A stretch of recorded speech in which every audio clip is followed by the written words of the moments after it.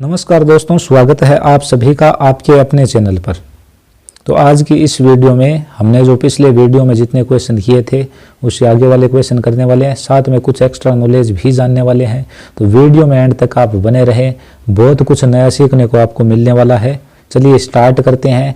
तो देखिए गाइज, आपके सामने 16वां क्वेश्चन, बट आज का पहला क्वेश्चन, जल में ही अपना पूरा जीवन कौन व्यतीत करता है, यानी कि जल में ही अपना पूरा जीवन कौन बिता देता है। तो मगरमच्छ, ये तो भाई बाहर भी आता है, मेंढक भी बाहर हमने देखा है, बत्तख को भी देखा है, बट ये जो मछली है ये सिर्फ जल में ही अपना पूरा जीवन व्यतीत करती है, यानी कि आपका जो सही आंसर है वो हो जाएगा ऑप्शन बी। आगे देखिए, समुद्र के पानी का स्वाद होता है। अब देखिए भाई, आराम से देखना, मीठा होता है, चटपटा होता है, स्वादहीन होता है या फिर खारा। तो यार ये तो आपको पता है कि खारा होता है। ठीक है, एक बात और बता दूं, यहाँ पे यदि एक ऑप्शन हो ना कि नमकीन, तो आप नमक देखकर नमकीन मत कर देना, गलत हो जाएगा, खारा ही करना आपको। ठीक है ना, क्या करोगे? खारा। ठीक है, आगे देखिए, अगला क्वेश्चन आपके सामने, सजीवों के लिए आवश्यकता है। सजीवों को भाई किसकी आवश्यकता होती है? ऑक्सीजन की, भोजन की, जल की। हाँ जी भाई, तीनों चीजों की आवश्यकता होती है। ठीक है ना, यह नहीं कि कोई ऑक्सीजन ले लेगा तो पानी नहीं पीएगा तो कैसे जिएगा, और पानी ऑक्सीजन दोनों है, बट भोजन नहीं करेगा तो एनर्जी कैसे मिलेगी, यानी कि कुछ दिन के बाद में मर जाएगा। तो तीनों चीजें ही जरूरी है। ठीक है ना, चलते हैं नेक्स्ट क्वेश्चन की तरफ। तो गाइज, अब आपकी खिदमत में एक बेहतरीन क्वेश्चन आ रहा है जिससे आपको बहुत कुछ सीखने को मिलने वाला है। तो देखिए, निम्न में अपना भोजन स्वयं कौन बनाता है? भाई गृहिणी, यानी कि घर में जो स्त्री खाना बनाती है वो अपना भोजन खुद बनाती है। पादप, रसोईया, जो मिठाइयाँ वगैरह रसोईया जानकर जो रसोई का काम करता है, या फिर जंतु। तो हमने पढ़ा था यार, सिर्फ पादप है ना वो अपना भोजन खुद बनाते हैं। बाकी ठीक है ना, अब आप बोलोगे नहीं यार हमारे घर में तो माँ बनाती है, हमारी सिस्टर बनाती है, तो ये सब नहीं है। क्यों नहीं है? क्योंकि यार आप आलू लाओगे तो आप आलू पादप से लाओगे, और आप जो गेहूं की जो रोटी बना रहे हो वो भी आपने पादप से ली है, खुद थोड़े ना बनाइए। ये खुद से ही है क्या इनके पास है? ठीक है, इनको कुछ मत दो, फिर इनको बोलो कि खाना बना दो, ये कहाँ से बनाएंगे? ठीक है ना, तो पादप ही सिर्फ खाना बनाते हैं। इतनी बात अपने दिमाग में अच्छे से डाल लें। ठीक है, अब देखिए थोड़ा सा एक्स्ट्रा नॉलेज यहाँ से आपको मिलने वाला है, क्योंकि यही तो इस बुक की खास बात है। इंपॉर्टेंट फैक्ट यहाँ पर आपको जगह जगह पे मिलते रहेंगे, जो कि आपके लिए जरूरी भी है। देखिए, पादप प्रकाश संश्लेषण क्रिया के द्वारा, यानी कि पादप किस प्रक्रिया के द्वारा अपना भोजन बनाते हैं? प्रकाश संश्लेषण, जिसे इंग्लिश में बोलते हैं फोटोसिंथेसिस। ठीक है, अब भाई प्रकाश संश्लेषण जो क्रिया होती है, इसके लिए 4 चीजों की आवश्यकता होती है। वो 4 चीजें हैं, कार्बन डाइऑक्साइड, जल, सूर्य का प्रकाश, और पादप में हरे भाग का होना। ठीक है, इसके द्वारा ये भोजन कार्बोहाइड्रेट का निर्माण करते हैं। ठीक है ना, तो 4 चीजें मैंने आपको बता दी। मैंने यहाँ से आपको थोड़ा एक्स्ट्रा नॉलेज दिया है। ठीक है भाई, कार्बन डाइऑक्साइड होना चाहिए, जल होना चाहिए, पौधे में हरे भाग का होना चाहिए, और सूरज का प्रकाश होना चाहिए। ये सभी चीजें मिलके बनाती है। ठीक है ना, और भाई जो पादप होता है इसमें मुख्यतः भोजन बनाने का काम कौन करता है? हरे भाग, और हरा भाग सबसे कौन होता है? पत्तियां। तो पादप कोशिका में किस रसोई घर कहा जाता है? ये क्वेश्चन भी आपको आगे देखने को मिलेगा। तो यदि ऐसा क्वेश्चन आए तो वहां पे आपका आंसर हो जाएगा पत्तियां। ठीक है ना, लीफ। चलते हैं नेक्स्ट क्वेश्चन की तरफ। तो मैंने गाइस आपको पहले भी बताया था कि बुक्स बहुत शानदार है ये। आगे देखिए, 20 नंबर क्वेश्चन आपके सामने है, निम्न में से कौन सा रंग इंद्रधनुष में नहीं पाया जाता है? तो आपको याद होगा कि इंद्रधनुष में कौन कौन से रंग पाए जाते हैं? VIBGYOR, VIBGYOR, VIBGYOR. आर के लिए रेड आ चुका है, ग्रीन एच हरा आ चुका है, V फॉर वॉयलेट यानी कि बैंगनी, बट हमने कहीं पे काला नहीं देखा। ठीक है ना, अब ब्लैक मत कर देना आप, बी ब्लू के लिए। ठीक है ना, तो काला रंग वही इंद्रधनुष में नहीं होता है, तो ये हमारा यहाँ से हो जाएगा राइट आंसर। अब एक्स्ट्रा फैक्ट इससे जुड़ा है वो आप जरूर जान ले। तो देखिए गाइस, सभी रंगों की अनुपस्थिति में काला रंग दिखाई पड़ता है, जबकि सभी रंगों की उपस्थिति में सफेद रंग दिखाई देता है। अब दिन में हम देखते हैं तो हमें कौन सा रंग दिखाई देता है? भाई सफेद दिखाई देता है, क्योंकि सभी रंग उपस्थित है। और रात में एक भी रंग उपस्थित नहीं होता, इसलिए रात का रंग कैसा होता है? काला होता है। समझ चुके होंगे, एकदम कॉन्सेप्ट आपका मैं क्लियर कर रहा हूँ, बिल्कुल भी डाउट आपको यहाँ से नहीं होना चाहिए। नेक्स्ट क्वेश्चन की तरफ हम चलना चाहेंगे। आंसर आपको शायद नहीं दिखा होगा, ऐसा मैं सोच रहा हूँ। देखिए, सौर ऊर्जा। भाई सौर ऊर्जा होती क्या है? सौर ऊर्जा, सौर से प्राप्त ऊर्जा, यानी जो हम रोला लपाटा करते हैं ना वो, सूर्य से प्राप्त ऊर्जा, चूल्हे से प्राप्त ऊर्जा, या फिर उपयुक्त सभी। हमने पढ़ा था सूरज यानी कि सन से जो हमें एनर्जी प्राप्त होती है उसे ही हम सौर ऊर्जा बोलते हैं, और सौर ऊर्जा का उपयोग हम सौर चूल्हे में करते हैं, जो कि सौर ऊर्जा को उष्मा ऊर्जा में बदलता है। ये हमने पढ़ा था, ठीक है ना। चलते हैं आगे, ये देख लीजिए आपका यही आंसर है, सौर से प्राप्त ऊर्जा। आगे देखिए, अब देखिए गाइज अगला क्वेश्चन है, नमक का स्वाद होता है। तो कोई भाई देख के ये बोलेगा कि भाई इसमें नमक, तो नमक का स्वाद नमकीन कर दो, भाई बिल्कुल गलत, ठीक है ना। ये क्वेश्चन अच्छा है, इसको आप थोड़ा मार्क कर लेना। जैसे कि देखो मैंने कर रखा है यहाँ पर पेंसिल से, हल्का हल्का आपको दिख रहा है अच्छे से, ठीक है ना। तो नमक का स्वाद होता है खारा। आप बोलोगे सर जी आप हमें गलत पढ़ा रहे हो, आपको मैंने पढ़ाया था स्टार्टिंग में कि भाई जो महासागर होते हैं या फिर जो समुद्र सागर होते हैं वहाँ से नमक जो उनके पानी का स्वाद कैसा होता है, खारा। वहाँ पे तो आपने नहीं बोला था कि नमकीन होता है। आप बोलोगे सर जी नमक का स्वाद नमकीन होता है, मैं बोलूँ ज़्यादा नमक ले लो मुँह में, ठीक है ना, वो आपका मुंह खरा हो जाएगा। आप यही तो बोलते मुंह खरा हो गया, ये थोड़े ना बोलते हो कि मुंह नमकीन हो गया, ठीक है ना। तो थोड़ा ध्यान दो और इसको याद रखना, इसको थोड़ा आप मार्क कर लेना, अच्छे से नोट कर लेना अलग, यदि कम याद हो आपकी। अब मैं आपको देखिए इसका आंसर दिखा देता हूँ थोड़ा। तो वाइज हमने देखा था 25वां क्वेश्चन, जिसका ऑप्शन नंबर 2 मैंने आपको बताया था, तो खारा। देखिए आपको 2 नंबर दिख रहे हैं। क्वेश्चन नंबर नेक्स्ट देखिए आप 26 नंबर क्वेश्चन, नमक का रासायनिक नाम क्या है।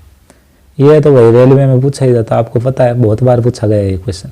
सोडियम क्लोराइड होता है क्या, या सोडियम कार्बोनेट, कैल्शियम कार्बोनेट, नमक नमकीन होता है क्या, ऐसा कुछ नहीं होता, सोडियम क्लोराइड होता है। ऑप्शन नंबर बी, और इसका जो फॉर्मूला है वो है NaCl, सोडियम के लिए Na और क्लोराइड के लिए यानी क्लोरीन के लिए Cl।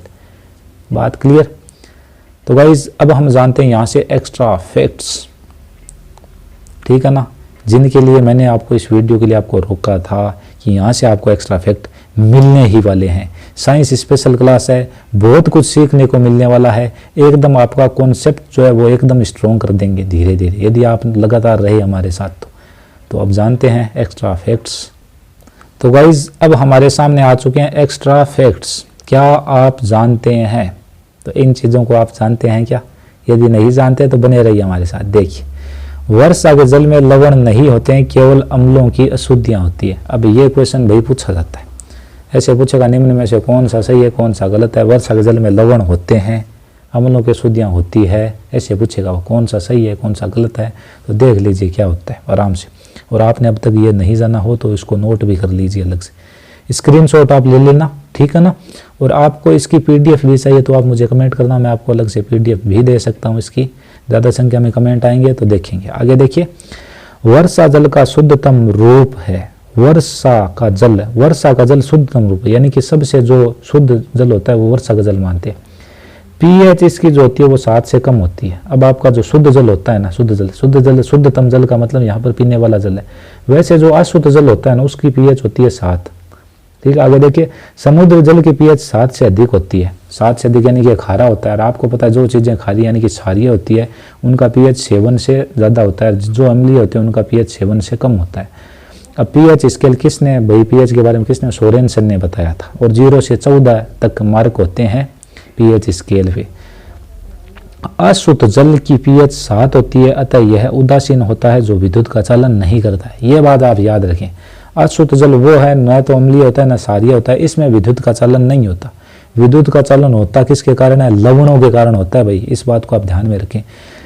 यदि पानी से लाइट नहीं चल रही हो ना, हम प्रयोग करते थे बचपन में, तो उससे क्या वो सायरन की आवाज़ नहीं निकालता था करंट वगैरह से जल, ठीक है। जल में तार वगैरह हम लगाते थे, तो एक यंत्र था जो डूबने पर वगैरह होता है ना कि पानी भाई जैसे कोई डूबे तो सायरन बज जाए, ठीक है ना। तो वहाँ पर क्या था, ये आवाज़ नहीं करता था, हम प्रयोग करते थे। तो हमने क्या उस नमक उसमें ना पानी में नमक डाला तो फिर वो जल्दी आवाज़ करने लग जाता था। ये मुझे ये प्रयोग करने को मिला था 7वीं 8वीं क्लास में, ठीक है। कुछ पैसे भी मिले थे क्योंकि मेरी साइंस उस टाइम स्ट्रॉन्ग थी भाई, ठीक है ना। अब देखिए आगे, उभयचर जंतु जल व स्थल दोनों पर रहते हैं, निवास करते हैं। ये बात उभय, अब देखिए उभय का मतलब होता है दोनों, चर यानी विचरण करने वाले। तो ऐसे जानवर जो जल में भी रहते हैं और थल पे भी रहते हैं, जैसे कि मेंढक है, मगरमच्छ है और कुछ आपके सांप हो गए, ठीक है। घड़ियाल भी आप इसमें गिन सकते हैं। तो ये सब इसके एग्जाम्पल्स हैं उभयचर के। उभयचर को एम्फीबियंस, ठीक है, एम्फीबियन बोला जाता है। और पादप जगत का उभयचर बोला जाता है ब्रायोफाइटा को। मैं आपको नॉलेज देने को तो बहुत सारा दे सकता हूँ, बट यहाँ पर जो भी बताया ना थोड़ा सा उसके बारे में बता दूँ तो ज़्यादा बेटर है। ठीक है, अब देखिए आप आगे देख रहे हैं कि मेंढक एक उभयचर जंतु है। मैंने आपको 2 से 3 एग्जाम्पल बता दिए, कोई बात नहीं, आगे आप देखिए बहुत सारी चीज़ें आपको देखो कितनी कितनी चीज़ें सीखने को मिल रही है। और ये शायद चीज़ें मुझे पता है बहुत कम देखने को मिलती है, रेयर केस में अच्छी अच्छी चीज़ें एक जगह बहुत कम। ये बुक कितनी शानदार है, देखिए। पादपों में भोजन बनाने की क्रिया को प्रकाश संश्लेषण कहते हैं, ये बात याद रखना। पादप भोजन बनाते हैं उस क्रिया को क्या बोलते हैं? प्रकाश संश्लेषण। और उसके लिए 4 चीज़ें मैंने आपको कुछ देर पहले बताई थी, जल, सूर्य का प्रकाश, पर्णहरित या हरित लवक या क्लोरोफिल, इसके 3-4 नाम है ये। कार्बन डाइऑक्साइड, इसका फॉर्मूला CO2। ये 4 चीज़ें ज़रूरी होती है, ठीक है ना। तो हम जो श्वास लेकर छोड़ते हैं वो पादप काम में लेते हैं, और पादप वापस बनाकर क्या देते हैं हमें? ऑक्सीजन, जो हम काम में लेते हैं। यानी कि आपस में एक दूसरे पर डिपेंड है हम दोनों ही, ठीक है ना, पादप और हम। सभी सजीव श्वसन क्रिया के दौरान ऑक्सीजन गैस लेते हैं, देखिए। अतः पादप श्वसन क्रिया के दौरान ऑक्सीजन गैस लेते हैं, ठीक है, जबकि भोजन बनाते समय कार्बन डाइऑक्साइड गैस लेते हैं। पादप भी श्वसन तो ऑक्सीजन से ही करते हैं, ठीक है ना, बट ये जब भोजन बनाते हैं उस टाइम कार्बन डाइऑक्साइड लेते हैं, ठीक है ना। बात समझ में आ गई होगी आपकी, कोई दिक्कत वाली बात नहीं है, ठीक है ना। तो उल्टा सिस्टम है, बस आपने छोड़ा तो वो लेंगे, उन्होंने छोड़ा तो आप लोगे, बस सिंपल सी कंडीशन है। रात में प्रकाशन से ये कार्बन डाइऑक्साइड नहीं छोड़ते हैं, ठीक है ना, याद रखें आप। आगे चलते हैं गाइस।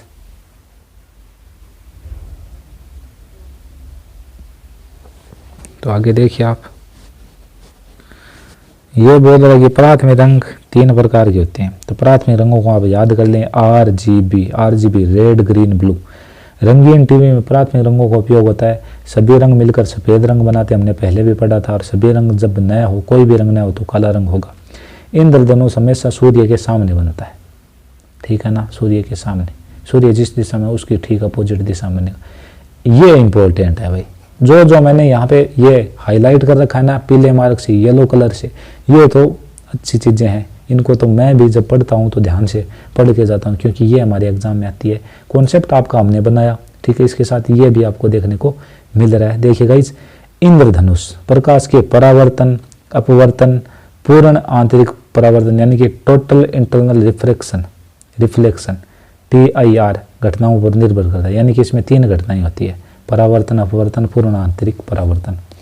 तो गाइज ये वीडियो आपको कैसा लगा कमेंट सेक्शन में जाके ज़रूर बताएं। ऐसे ही हम आपके लिए इम्पोर्टेंट चीज़ें लाते रहेंगे और आपको इनसे बहुत कुछ सीखने को मिलेगा, ठीक है ना। और मैं वो सब चीज़ें भी आपको बता सकता हूँ जो कि रेलवे एग्जाम्स में सीधा हिट करती है, ठीक है ना। तो मेरा फिलहाल उद्देश्य यही है कि इससे ज़्यादा से ज़्यादा स्टूडेंट्स जुड़ें ताकि हम उनको अच्छे से प्रोवाइड करा सकें ये सब मटेरियल।